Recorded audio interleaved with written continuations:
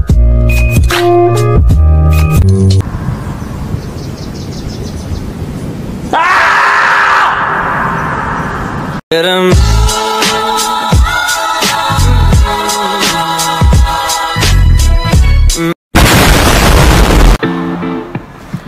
guys, balik lagi sama aku Waruna Pin Maharani.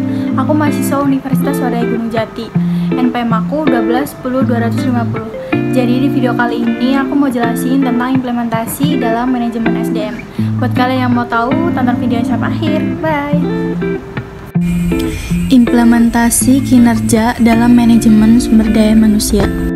Secara garis besar arti kinerja, menurut Richard 2003, kinerja sebagai hasil juga terkait dengan produktivitas dan efektivitas.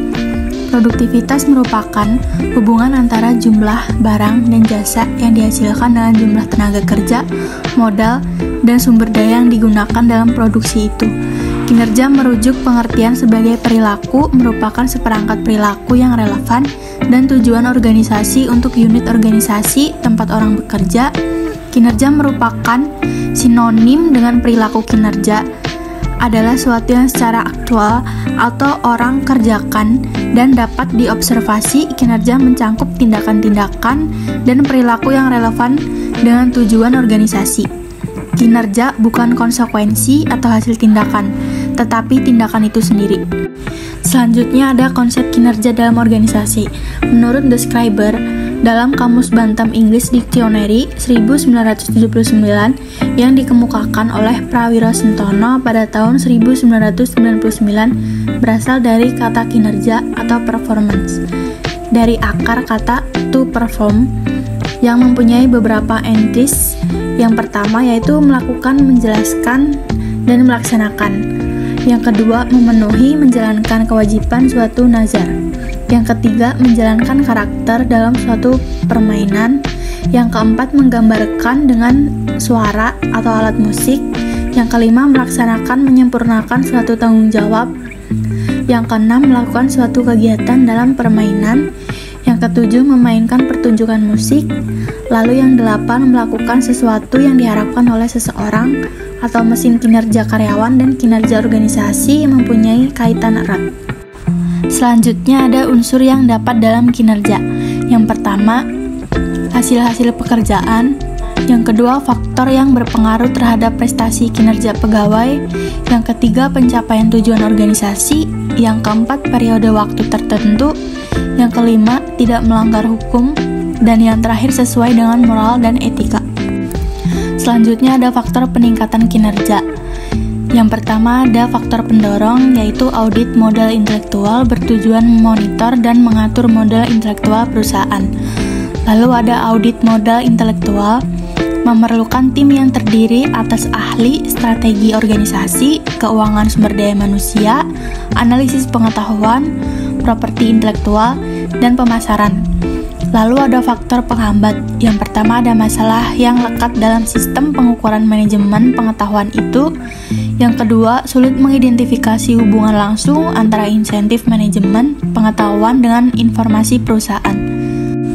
Yang ketiga, manajemen biasanya meminta indikator kasat mata seperti dampak terhadap performansi keuangan dan operasional lainnya. Lalu yang terakhir, semakin beragam dan kompleks stakeholder atau pihak berkepentingan terhadap ekstensi perusahaan. Selanjutnya ada tingkat kinerja. Yang pertama, kinerja organisasi, pencapaian hasil pada tingkat atau unit analisis organisasi. Kinerja pada tingkat organisasi ini terkait tujuan organisasi, rancangan organisasi, dan manajemen organisasi. Lalu yang kedua ada kinerja, proses kinerja pada proses tahapan dalam menghasilkan produk atau pelayanan. Ini dapat mempengaruhi tujuan proses, rancangan proses, dan manajemen proses. Yang terakhir, kinerja individu atau pekerjaan, pencapaian atau efektivitas pada tingkat pegawai atau pekerjaan. Ini dipengaruhi tujuan pekerjaan, rancangan pekerjaan, dan manajemen pekerjaan serta karakteristik individu. Selanjutnya ada indikator kinerja organisasi. Yang pertama ada performa, harus mengarahkan hasil dan semangat untuk menghasilkan nilai. Yang kedua, harus dapat diukur, sehingga input dan output dapat dikuantifikasikan. Lalu yang ketiga, ada unit dan personel yang diukur kinerjanya harus memahami metode penilaian dan penjelasan minimal. Yang keempat, hasil penilaian dapat dikomunikasikan segera. Yang kelima, tersedia mekanisme penggabungan hasil penilaian kinerja dengan feedback dan learning. Yang keenam, terhubung objek dengan kebijakan insentif dan kebijakan ditutup. Lalu yang ketujuh, bersifat seimbang antara orientasi keberhasilan jangka pendek dan jangka panjang. Oke, karena ini video yang terakhir, jangan lupa like, comment, and share. Dah.